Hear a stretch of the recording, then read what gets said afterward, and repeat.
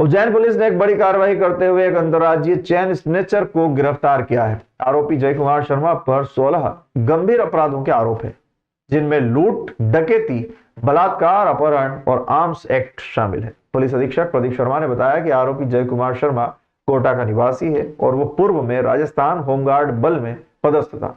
उसे यौन उत्पीड़न के आरोप में वर्ष 2001 में नौकरी से बर्खास्त कर दिया गया था। एसपी प्रदीप शर्मा ने बताया कि आरोपी ने उज्जैन में एक महिला के साथ चैन स्नैचिंग की घटना को भी अंजाम दिया था। पुलिस ने आरोपी को गिरफ्तार करने के लिए एक टीम का गठन किया था, जिसने आरोपी को निकास चौराहे के आसपास से गिरफ्तार कर लिया। पुलिस ने आरोपी से एक मोटरसाइकिल और एक सोने की चेन भी बरामद की है, जिसकी कीमत लगभग 1.25 लाख रुपए है। पुलिस ने बताया कि आरोपी का आपराधिक रिकॉर्ड बहुत लंबा है और उस पर राजस्थान और मध्य प्रदेश में कई गंभीर अपराध दर्ज हैं। ये 5 फरवरी को एक नीलगंगा थाना क्षेत्र में हाटकेश्वर कॉलोनी रोड पर सुबह सुबह एक महिला एक्टिवा पे जा रही थी। उनके साथ चेन स्नैचिंग की घटना हुई थी। इसमें हमारी पूरी टीम ने बहुत मेहनत करी और एक हफ्ते में ही इसको ट्रैक किया और अरेस्ट किया। ये जय शर्मा है, कोटा राजस्थान का रहने वाला है। 2001 में यौन उत्पीड़न के मामले में ये वहाँ से सेवा से बर्खास्त किया गया था और उसके बाद से करीबन 1.5 दर्जन वारदातें इस तरह की कोटा में कर चुका है। इसने 2023 में एक मोटरसाइकिल उज्जैन से भैरवगढ़ क्षेत्र से चोरी की गई थी, जो रिकवर की गई है और उसी मोटरसाइकिल से इस घटना को इसने अंजाम दिया। ये जो अभी तक पूछताछ में प्रारंभिक जानकारी मिली है, उसमें जगह जगह जो धार्मिक स्थान है वहाँ पर धर्मशालाओं में रुकता है और उस तरह की रेकी करता है और वहाँ कोई सिंगल महिला एक्टिवा से, 2 व्हीलर से या पैदल जाते हुए दिखती है तो वहाँ पर चेन स्नैचिंग की घटना को अंजाम देता है। अभी हमने कोटा, झालावाड़, रतलाम, नीमच, मंदसौर में भी इसके फ़ोटोज़ को सर्कुलेट किया है। साथ ही इसके जो पेंडिंग मामले हैं, जिसमें 2 यौन उत्पीड़न के पुराने मामले हैं, उनके संबंध में हम न्यायालय से जानकारी ले रहे हैं और उसमें अगर किसी प्रकार की कोई गवाही शेष है तो संबंधित जिलों से बात करें तो उसमें गवाही करा के उसको शीघ्र सजा कराने का प्रयास करेंगे। इसको पकड़ने के लिए अभी किस प्रकार की योजना बनाई गई, कितने सीसीटीवी खंगाले गए? ये करीब 250 से ज़्यादा सीसीटीवी हमारी पूरी टीम ने 2 दिन के अंदर खंगाले। साथ ही इसके जो फ़ोटोज़ हैं वो हमने अपने सभी ग्रुप्स में सर्कुलेट किया और उसके बाद एक मैच होने पर टीम ने इसको नैरो डाउन किया और तत्कालीन टीम रवाना हुई और उसको गिरफ्तार किया। उज्जैन के बंडगढ़ जिले में ईओडब्ल्यू यानी कि आर्थिक अपराध प्रकोष्ठ ने एक बड़ी कार्रवाई करते हुए ग्राम पंचायत खड़ोतिया के पंचायत सचिव भरत लाल चौधरी को 20,000 रुपए की रिश्वत लेते हुए रंगे हाथों पकड़ लिया है। इस मामले में फरियादी लखन पिता रामचंद्र चंद्रवंशी ने दिलीप सोनी, पुलिस अधीक्षक आर्थिक सहायता अपराध प्रकोष्ठ ईओडब्ल्यू उज्जैन को शिकायत की थी कि पंचायत सचिव भरत लाल चौधरी ग्राम आबादी की जमीन पर प्लॉट देने के एवज में 20,000 रुपए की रिश्वत की मांग कर रहा है। पुलिस अधीक्षक द्वारा शिकायत की तस्दीक कराई गई और शिकायत सही पाए जाने पर शुक्रवार को ईओडब्ल्यू टीम ने पंचायत सचिव भरत लाल चौधरी को 20,000 रुपए की रिश्वत लेते हुए रंगे हाथों पकड़ लिया। इस कार्रवाई में अजय केतवास, अमित भट्टी, अनिल शुक्ला निरीक्षक, रीमा यादव निरीक्षक, अर्जुन मालवीय उप निरीक्षक, अशोक राव सहायक उप निरीक्षक, प्रधान आरक्षक मोहनपाल, संतोष शर्मा, विशाल बादल, गौरव जोशी, मनोज सिरवैया, आरक्षक चंद्रशेखर राय, भरत मंडलोई, राकेश जटिया शामिल थे। 11 तारीख को लखन चंद्रवंशी, जो कि खड़ोतिया गांव के निवासी हैं, बंडगर सब डिवीज़न जिला उज्जैन के, उनके द्वारा पुलिस अधीक्षक ईओडब्ल्यू उज्जैन श्री दिलीप सोनी सर को एक शिकायती आवेदन पत्र दिया गया, जिसमें उनके द्वारा ये शिकायत की गई कि आबादी की ज़मीन में वो जहां निवास करते थे उसको प्लॉट देने की एवज में सचिव ग्राम पंचायत खड़ोतिया सब डिवीज़न बंडगर जिला उज्जैन के द्वारा 20,000 रुपये की रिश्वत राशि मांगी जा रही है। उसकी कंफर्मेशन एसपीओडब्ल्यू द्वारा पहले करवाई गई। अब जब वो कंफर्म हो गया कि इस तरह की शिकायत ये पुष्टि होती है तो एसपीओडब्ल्यू सर के द्वारा एक टीम बनवाई गई। अनिल शुक्ला जो हमारे टीआई हैं उनके निर्देशन में, एवं आज हमारे द्वारा, आज आवेदक के द्वारा जैसी उनकी बात हुई थी, 20,000 रुपये की रिश्वत राशि सचिव भरतलाल चौधरी को दिया गया, जिसको हमने रंगे हाथों आज दिनांक 14 फरवरी 2025 को उज्जैन में एक आरक्षक के खिलाफ धोखाधड़ी का मामला दर्ज किया गया है। आरक्षक अजरुद्दीन फारूकी ने फर्जी शैक्षणिक प्रमाण पत्र के आधार पर अनुकंपा नियुक्ति प्राप्त की थी। पुलिस अधीक्षक प्रदीप शर्मा ने बताया कि अजरुद्दीन फारूकी को वर्ष 2010 में अनुकंपा नियुक्ति मिली थी। उस समय उसने अपनी शैक्षणिक योग्यता के लिए कक्षा 10वीं की अंक सूची प्रस्तुत की थी, लेकिन विभागीय जांच में सामने आया कि अजरुद्दीन फारूकी ने फर्जी शैक्षणिक प्रमाण पत्र के आधार पर अनुकंपा नियुक्ति प्राप्त की है। पुलिस अधीक्षक प्रदीप शर्मा ने बताया कि जांच के बाद 5 फरवरी को आरक्षक को नियुक्ति से डिसमिस कर दिया गया था। अब मामले में बुधवार को पुलिस अधीक्षक कार्यालय की ओर से अजहरुद्दीन के खिलाफ धोखाधड़ी की शिकायत माधवनगर थाने में दर्ज कराई गई है। पुलिस ने प्रकरण दर्ज करने के बाद अजहरुद्दीन को गिरफ्तार करने की बात कही है।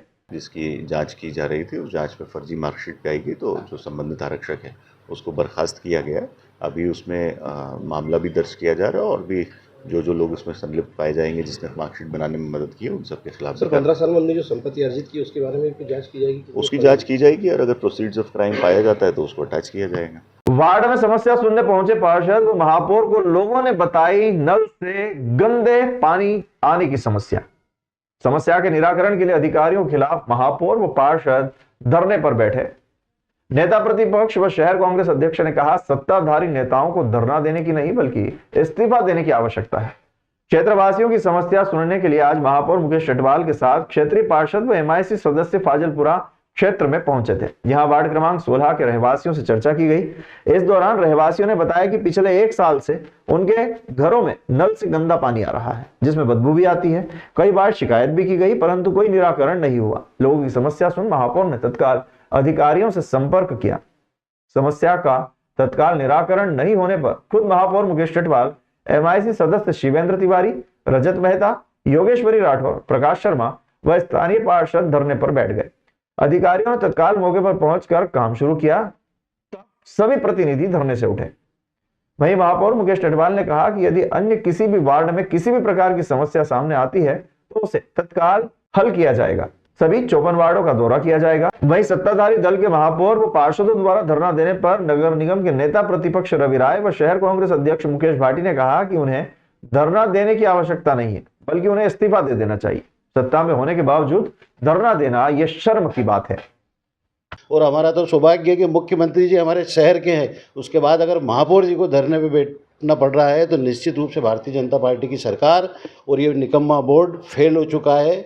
नाली, सड़क, गटर की बात हो, सफाई व्यवस्था की बात हो, निर्माण कार्य की बात हो, नाली चेंबर की बात हो, स्वच्छ जल की बात हो, हर मामले में नगर निगम का बोर्ड फेल हो चुका है।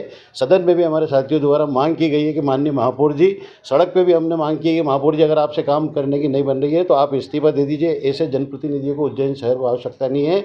और माननीय मुख्यमंत्री जी से मैं निवेदन करना चाहता हूँ कि आप जो बड़ी बड़ी घोषणा करना चाहते हैं, सिंह जैसा महापर्व सामने आ रहा है, उसके निर्माण कार्य चालू नहीं हुए, अतिक्रमण तोड़ने की बात करते हैं।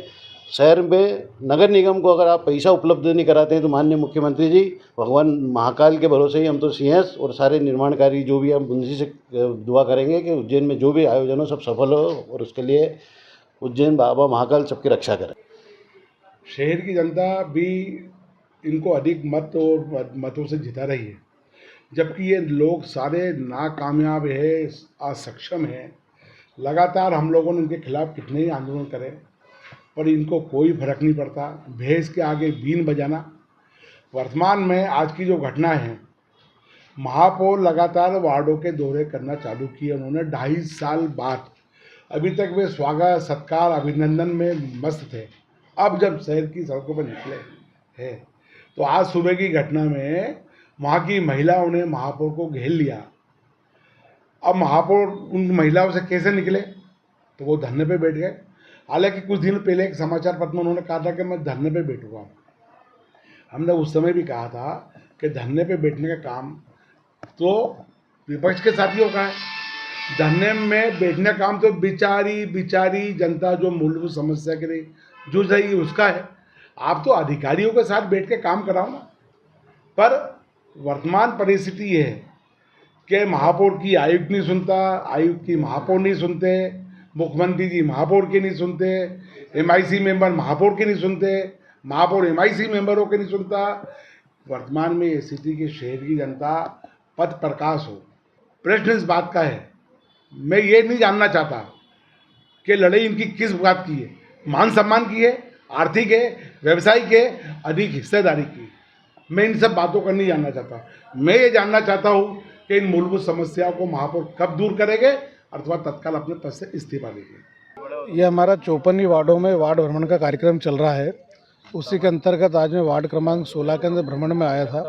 तो जब यहाँ कॉलोनी में सारे वार्ड में हम घूम रहे थे तो हमारे सभी नागरिकों ने उसे हमारे यहाँ पे सारे हमारे जो बंधु रहते हैं सब लोगों ने बताया कि पीने का पानी गंदा आ रहा है। लोगों ने पानी ला करके बताया जिसमें काफ़ी कचरा मिला हुआ, नाली का पानी मिला हुआ, इस प्रकार का पीने का पानी आ रहा है। तो मैंने पार्षद जी से जाना कि भाई ये प्रॉब्लम क्या है। हमारे निगम के अधिकारी से पूछा तो उन्होंने बताया कि पिछले 1.5-2 वर्षों से ये जो पूरी मेन लाइन है ये फूटी हुई है और इसके फूटने के कारण यहाँ से नाली का पानी रिस करके वहाँ जा रहा है। तो मैंने इनसे पूछा कि क्यों नहीं हुआ काम, तो इन्होंने बताया हमने कई बार अधिकारियों को बोला, सबको बोला, हमारे जो प्रभारी हैं पीएचई के दोनों, पहले वाले और अभी वाले दोनों को बताया, तब भी काम नहीं हुआ। इसलिए मैंने यहाँ रुका। मैंने कि जब वार्ड भ्रमण करने जा रहे थे, नागरिकों की समस्या हल करने के लिए निकले, तो आज ये पाइपलाइन का काम चालू हो, प्रारंभ हो, इसीलिए मैं यहाँ पे बैठा हुआ हूँ। अभी माननीय महापौर जी का दौरा संपूर्ण 54 वार्डों में चल रहा है। इसी क्रम में आज हम वार्ड क्रमांक 16 के अंतर्गत आए हैं। पिछले 6 माह पूर्व मैं लीकेज की समस्या बता चुका हूँ कि ये लीकेज यहाँ पे है, इसको सुधारा जाए, लेकिन निगम के अधिकारियों का शहर के अंदर ये सारी समस्याओं की तरफ कोई ध्यान नहीं है, जिसके परिणाम स्वरूप इस पूरे क्षेत्र की जनता को गंदा और मटमैला पानी पीने के लिए विवश होना पड़ रहा है। आज दौरे के अंतर्गत आज हमने क्या काम करा के ही जाएंगे, कुछ भी हो जाए। माननीय महापौर जी आप यहाँ बैठे और हम सब यहाँ बैठ के और तत्काल इस काम कराने की प्रायोरिटी हमने तय करी है, तो आज इस काम को हम कराने जा रहे हैं। सीएमएचओ कार्यालय में एक कर्मचारी द्वारा शराब की बोतल लेकर डांस करने का वीडियो सोशल मीडिया पर वायरल हो रहा है। इस वीडियो के सामने आने के बाद सीएमएचओ डॉक्टर अशोक कुमार पटेल ने तत्काल कार्यवाही करते हुए कर्मचारी महेश जामुनिया को निलंबित कर दिया है। डॉक्टर पटेल ने बताया कि जामुनिया के नृत्य का उक्त कृत्य मध्य प्रदेश सिविल सेवा आचरण नियम 1965 के नियम 1 के खंड 1, 2, 3 के अनुरूप न होकर कदाचरण की श्रेणी में आता है। इसके चलते जामुनिया को तत्काल प्रभाव से निलंबित किया गया है। निलंबन अवधि में जामुनिया को नियमानुसार जीवन निर्वाह भत्ते की पात्रता होगी। निलंबन अवधि में उनका मुख्यालय सिविल हॉस्पिटल बड़नगर, जिला उज्जैन रहेगा। यह घटना सोशल मीडिया पर वायरल हो गई और लोगों में आक्रोश है। सीएमएचओ कार्यालय ने इस मामले में तत्काल कार्रवाई करते हुए कर्मचारी को निलंबित कर दिया है। हालांकि यह फुटेज बुधवार का बताया जा रहा है।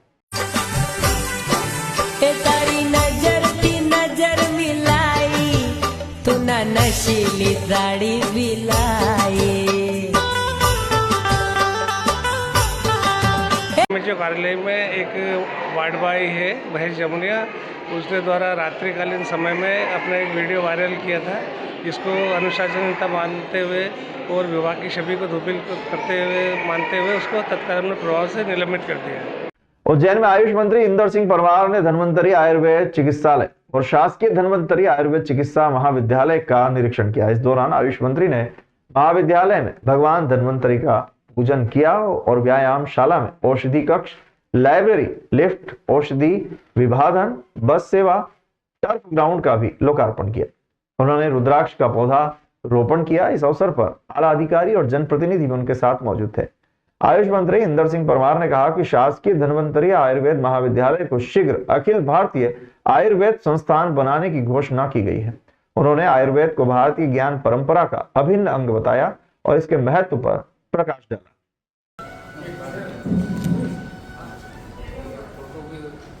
जरूरी काम हो गया ना। नमस्कार सर, यहाँ पे वेलनेस में एक सेपरेट रूम, यहाँ पे सबका अलग अलग व्यवस्था, पूरी बेड बात अटैच है। यहाँ पे 1.5 घंटे प्रोसेस करते हैं और ये चार्जेबल है सर ये प्रोसेस। और इसमें पूरा केरली विधि से जैसा पंचकर्म होता है वो पूरा होता है, जो भी बीमारी होती है उस हिसाब से स्पेसिफिक पंचकर्म। मध्य प्रदेश के उज्जैन में शहीद पार्क से लेकर महाकाल मंदिर तक एक भव्य यात्रा निकाली गई, जिसमें मध्य प्रदेश युवा शिवसेना, गोरक्षा न्यास, हिंदू टाइगर फोर्स और राष्ट्रीय हिंदू परिषद भारत के कार्यकर्ता शामिल थे। इस यात्रा का उद्देश्य प्रधानमंत्री नरेंद्र मोदी के प्रति आभार व्यक्त करना था, जिन्होंने अयोध्या में राम मंदिर बनवाने के लिए काम किया है। साथ ही पुलवामा में शहीद हुए जवानों के सम्मान और गौ माता को राजमाता का दर्जा देने की मांग को लेकर यह शोभा यात्रा निकाली गई। मध्य प्रदेश युवा शिवसेना गोरक्षा न्यास के अध्यक्ष मनीष चौहान ने बताया कि यह रैली 14 फरवरी शहीद दिवस के उपलक्ष्य में और 2019 में पुलवामा में शहीद हुए जवानों के सम्मान में निकाली गई है। उन्होंने कहा कि यह रैली प्रधानमंत्री नरेंद्र मोदी के प्रति आभार व्यक्त करने के लिए आयोजित की गई, जिन्होंने अयोध्या में राम मंदिर के निर्माण के लिए काम किया है। साथ ही महाराष्ट्र सरकार द्वारा जिस प्रकार से गौ माता को राजमाता का दर्जा दिया गया है, उसी प्रकार प्रदेश सरकार को भी गौ माता को राजमाता का दर्जा दिया जाए। उज्जैन संभाग उपाध्यक्ष व मंदसौर जिला स्वतंत्र प्रभार के राजकुमार झंझोड़ ने बताया कि ये यात्रा प्रधानमंत्री नरेंद्र मोदी के प्रति आभार व्यक्त करना है और मध्य प्रदेश में गौ माता को राष्ट्रीय गौ माता का दर्जा देने की मांग करना है। उन्होंने बताया कि यात्रा में शामिल लोगों ने हाथों में तख्तियां लेकर अपनी मांगों को प्रदर्शित किया। यात्रा का समापन महाकाल मंदिर में किया गया, जहां बड़ी संख्या में समाजजन, कार्यकर्ता और साधु संत मौजूद थे। यह यात्रा 14 फरवरी को शहीद पार्क से निकाली गई थी। इस यात्रा में शामिल लोगों ने मध्य प्रदेश में गौ माता को राष्ट्रीय गौ माता का दर्जा देने और भारत को हिंदू राष्ट्र घोषित करने की मांग की। ये मांग मध्य प्रदेश युवा शिवसेना, गौरक्षा न्यास, हिंदू टाइगर फोर्स और राष्ट्रीय हिंदू परिषद भारत के कार्यकर्ताओं द्वारा की गई है।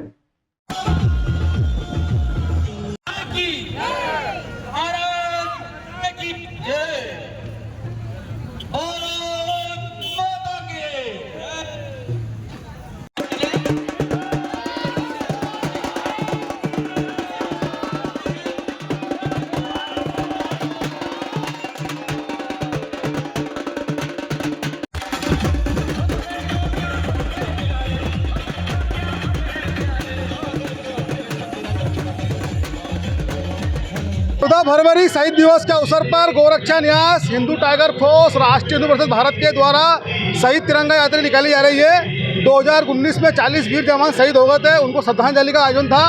दूसरा, 500 साल के इंतजार के बाद भगवान राम मंदिर का निर्माण हुआ है। रामलला हमारे भवन, उनके भवन में आए हैं, इसलिए माननीय प्रधानमंत्री नरेंद्र मोदी जी के प्रति आभार यात्रा भी है। ये रैली कहाँ से कहाँ तक? ये शहीद पार्क से आरंभ हुई है, टावर चौक, इसके बाद चामुंडा माता, देवास गेट, मालीपुरा, दौलतगंज, इंदौर गेट, गदापुलिया से महाकाल लोग पर समापन होगा। कौन कौन लोग संत शामिल हुए? इसमें बड़ी संख्या में संत समाज शामिल हुआ, हिंदुवादी नेता शामिल हुए, बड़ी संख्या में माता और बहनें शामिल हुई है। और आज प्रदेश सरकार से मांग करी है कि महाराष्ट्र की तर्ज पर मध्य प्रदेश के अंदर भी गौ माता को राष्ट्र माता का वो दिया जाए दर्जा। महाकाल मंदिर के आसपास जो मुस्लिमों की दुकान हिंदुओं के नाम पर संचालित की जा रही है, वो अपने व्यक्तिगत नाम लिखें और उज्जैन नगरी को, अवंतिका नगरी को धार्मिक नगरी घोषित करा जाए।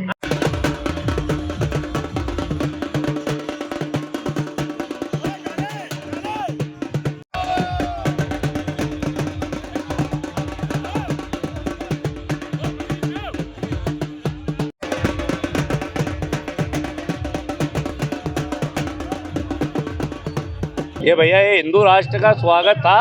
हिंदू राष्ट्र समिति का मैं संभाग सभा उपाध्यक्ष राजकुमार झांझोड़। ये आज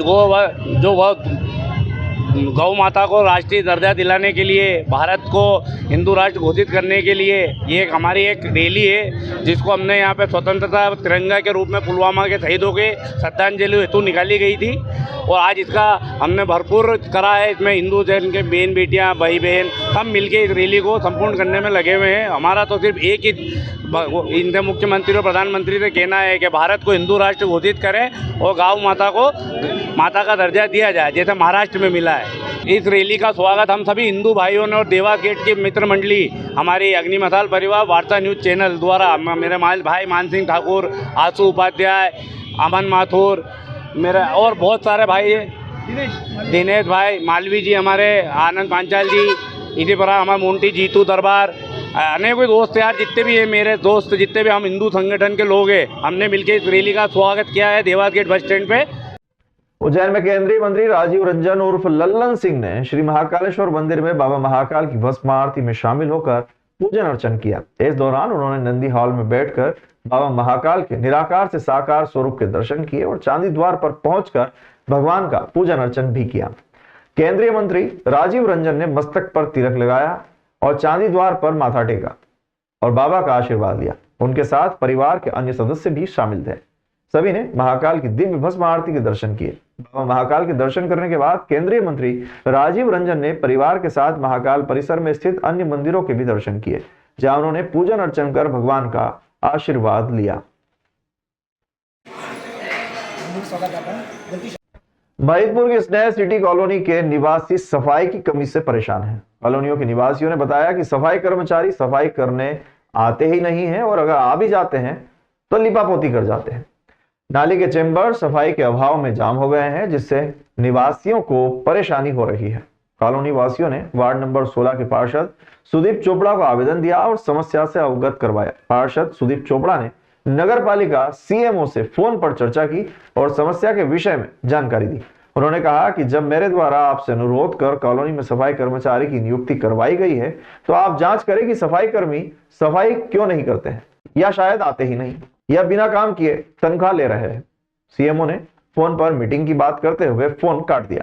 जब नगरपालिका सीएमओ से इस विषय पर चर्चा की गई तो उन्होंने बताया कि निजी कार्यक्रम में वे बाहर हैं। कॉलोनी वासियों ने बताया कि सफाई की कमी से उन्हें परेशानी हो रही और उन्होंने जल्द से जल्द समस्या का समाधान करने की मांग की है। आज जो ज्ञापन दिया गया है उसके साफ सफाई और नाली का जो चेंबर जाम हो रहे हैं इसने सिटी वार्ड क्रमांक 16 में, इसलिए हम पार्षद महोदय के ऑफिस में आए हैं और इनको अवगत कराया। इससे पहले भी 23 तारीख को हमने आवेदन दिया था और सीएमओ साहब को बोला था, पर उसके लिए कुछ भी उचित कार्रवाई नहीं हुई थी। इसलिए हम ये चाहते हैं कि इसका जल्द से जल्द निराकरण हो, या ओपन नाली करवाए, कुछ भी करो। ये हालत हो रही है इसने सिटी में कि वहाँ खाना तक नहीं खा पा रहे हैं और गटर पूरे जाम हो रहे हैं। यहाँ आप आके सीएमओ साहब खुद आके देख सकते हैं वहाँ की हालत क्या हो रही है, और वहाँ सारी चीज़ों से नगर पालिका से बिल्कुल असुविधा हो रही है। कुछ भी नहीं, वहाँ साफ सफाई से लेके जो सफाई कर्मी है वो भी नहीं आ रहे हैं टाइम से, कुछ भी एक दिन भी नहीं आए अभी तक। तो मेरा ये निवेदन है आप मीडिया कर्मी से कि ये चीज़ आगे बढ़ाएं और समस्या का निराकरण करें। वगैरह से शिकायत भी कितनी बार कर चुके हैं हम लोग, परेशान हो रहे हैं, बच्चे वगैरह सभी बीमार हो रहे हैं।